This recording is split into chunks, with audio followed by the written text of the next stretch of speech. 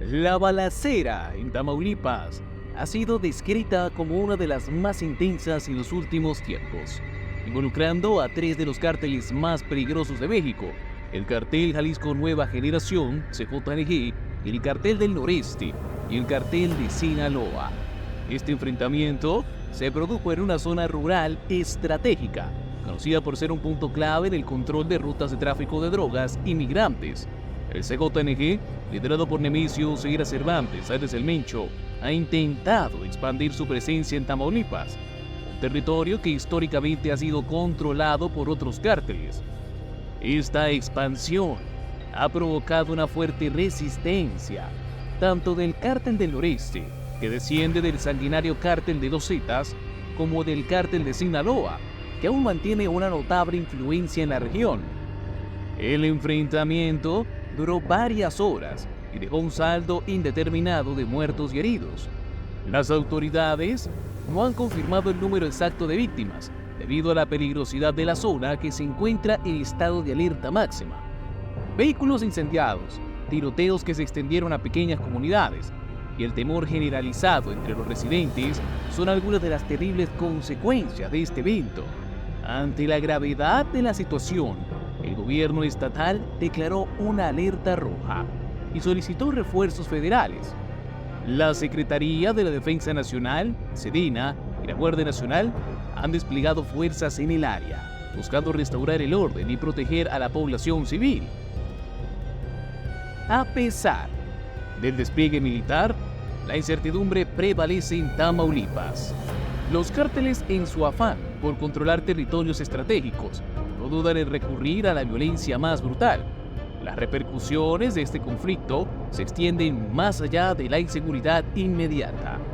La economía local, el turismo y la vida cotidiana se ven gravemente afectadas. El futuro de la región es incierto, y muchos temen que este tiroteo sea solo el comienzo de una escalada aún mayor entre estos grupos delictivos que luchan sin piedad por el dominio territorial. Al mismo tiempo, se ha denunciado la incursión del CJNG en la frontera de México con Guatemala, en el departamento de Huehuetenango.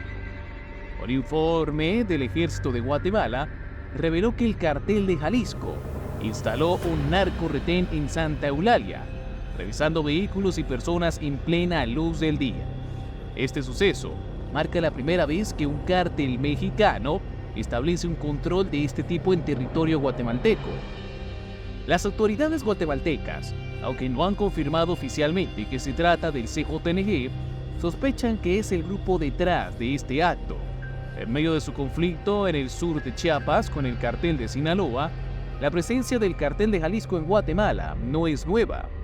En enero de 2024, el ejército guatemalteco se enfrentó por primera vez con este grupo criminal, resultando en la captura de 2 miembros del cártel. Sin embargo, la influencia del CJNG en la región se detectó por primera vez en 2019, cuando una investigación sobre el tráfico aéreo de cocaína desde Sudamérica señaló sus conexiones con redes locales en Guatemala. Para 2021, ya se había confirmado su presencia física en Petén y Huehuetenango, lo que demuestra la expansión constante del grupo, no solo dentro de México, sino también en países vecinos como Guatemala. Este contexto pone de relieve la magnitud del conflicto entre los cárteles y su capacidad para trascender fronteras, llevando su brutalidad a nuevas latitudes. Las autoridades enfrentan el reto de controlar una situación que parece intensificarse con cada nuevo enfrentamiento, mientras la población civil sufre las consecuencias directas de esta guerra sin tregua. La situación en Tamaulipas es aún más compleja si se considera el trasfondo histórico del estado. A lo largo de los años, Tamaulipas ha sido un bastión estratégico para el narcotráfico debido a su proximidad con la frontera de Estados Unidos, lo que lo convierte en un territorio codiciado por los cárteles. La competencia por el control de rutas no es nueva, pero lo que diferencia esta balacera reciente es la participación simultánea de 3 organizaciones criminales de gran peso.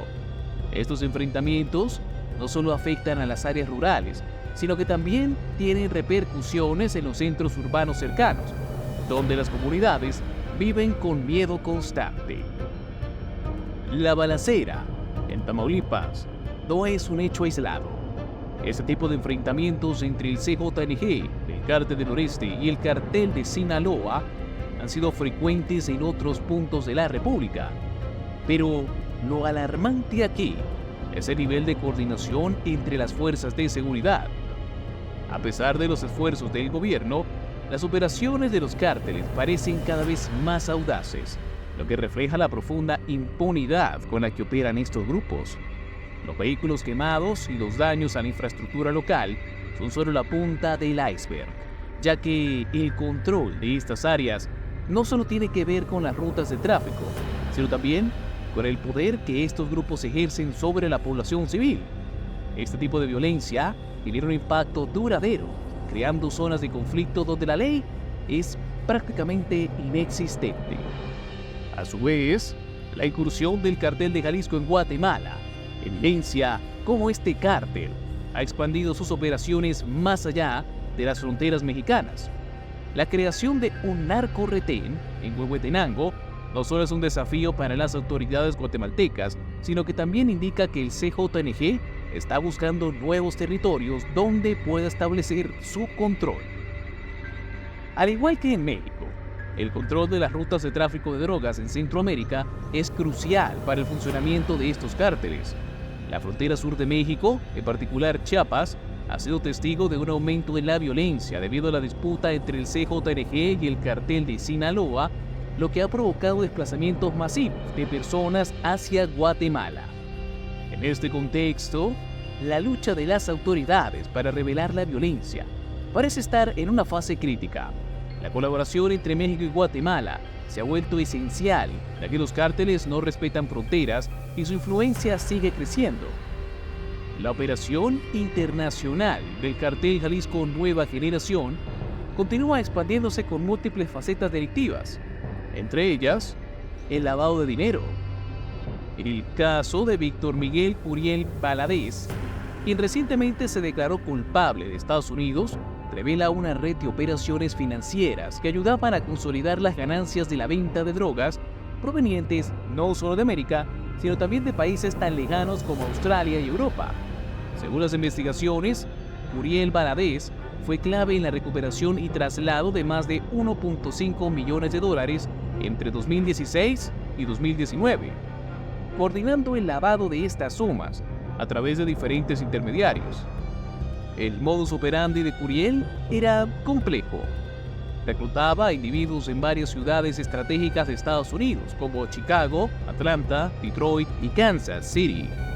Estas personas tenían la tarea de mover las ganancias del narcotráfico utilizando varios mecanismos financieros para que el lavado de dinero terminara de vuelta en México. Sin embargo, lo que resulta aún más alarmante es que estas operaciones se extendían más allá de Estados Unidos, alcanzando territorios internacionales y demostrando la habilidad del Cartel de Jalisco para operar globalmente. Además del lavado de dinero, Curiel también aceptó haber estado involucrado en la negociación de al menos 3 kilogramos de metanfetamina, lo que le añade otro elemento grave a los cargos en su contra.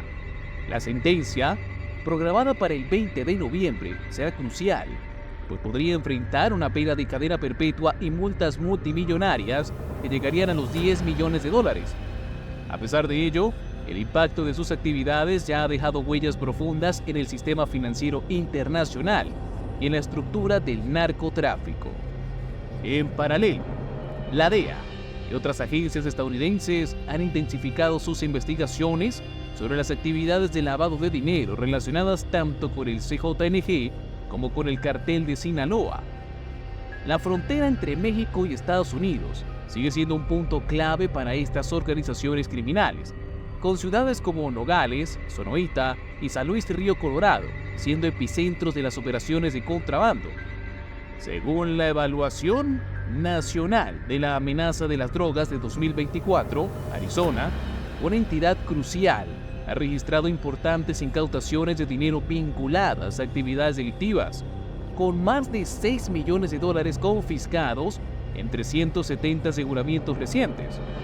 A lo largo de la frontera, California también juega un papel importante en estas operaciones, habiendo registrado más de 5.9 millones de dólares en decomisos durante investigaciones relacionadas con el crimen organizado. Texas y Nuevo México no se quedan atrás, con incautaciones que ascienden a 4.3 millones y 1.6 millones de dólares respectivamente.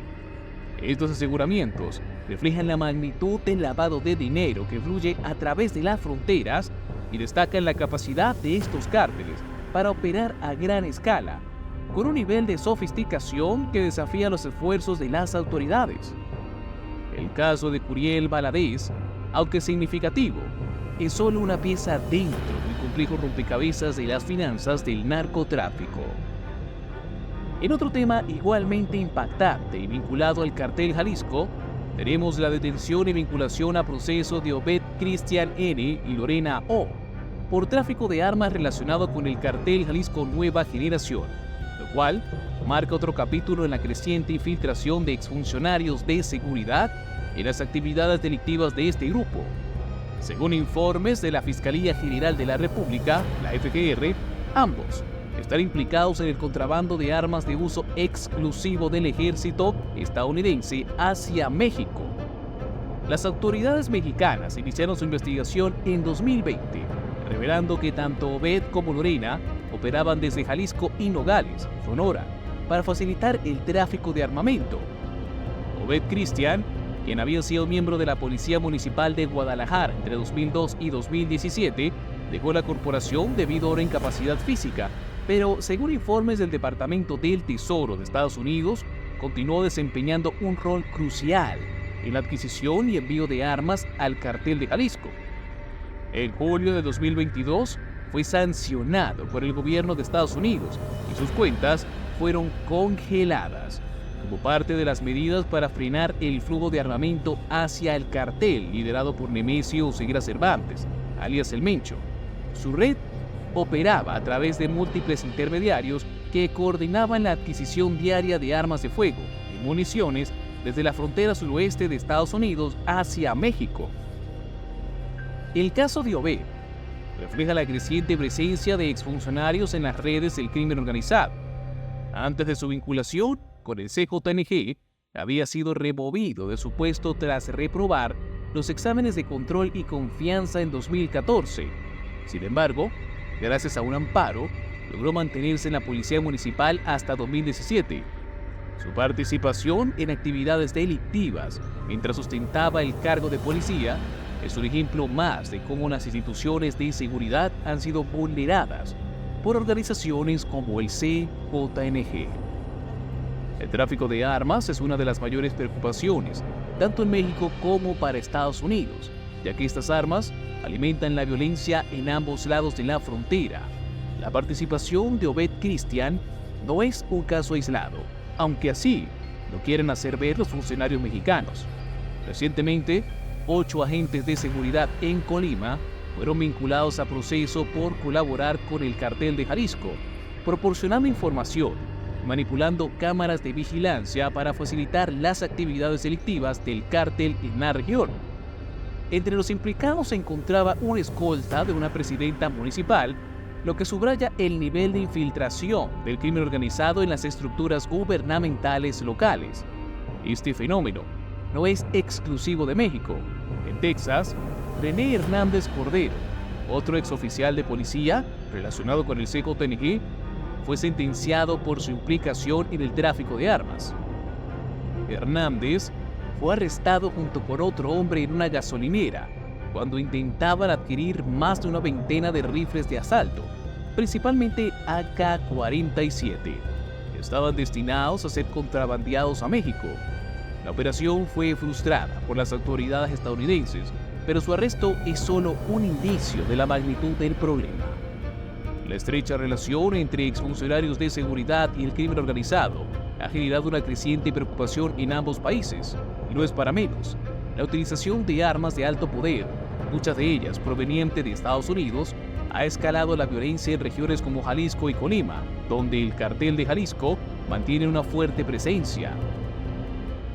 El enfrentamiento en Tamaulipas entre el CJNG y el cartel del Noreste el caso de Miguel Curiel Valadez, quien lavó millones para el CJNG, y la captura de Obed Cristian, el ex policía que traficaba armas, son todos indicios de una realidad devastadora. La profunda infiltración del crimen organizado en las instituciones y el poder que estos grupos han alcanzado a nivel internacional. Cada uno de estos eventos refleja un patrón más amplio de impunidad y violencia, donde los tentáculos de organizaciones como el CJNG no reconocen fronteras y su capacidad para corromper a las fuerzas del orden y manipular el sistema financiero es alarmante.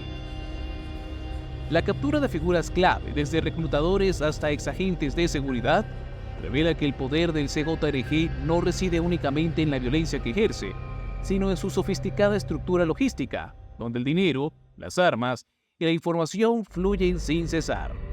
Esta maquinaria criminal está impulsada por individuos que, desde dentro de las mismas instituciones que debían combatirlos, han contribuido a fortalecer al cártel.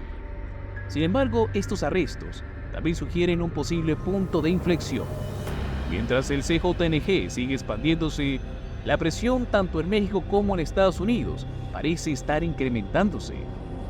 La pregunta que queda en el aire es si estas capturas y enfrentamientos serán suficientes para detener a una organización tan arraigada.